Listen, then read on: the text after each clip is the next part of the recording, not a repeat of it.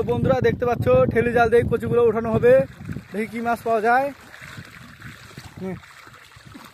যা যা মাথা কালা ধর যা যা সামনে ধর, যা ফড়র যা বাড়া গেল কচু।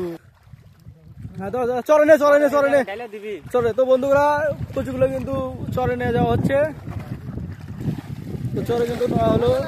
তো বন্ধুরা কচুগুলো এখন পরিষ্কার করা হবে, তো ভিডিওটা সম্পূর্ণ দেখতে থাকো।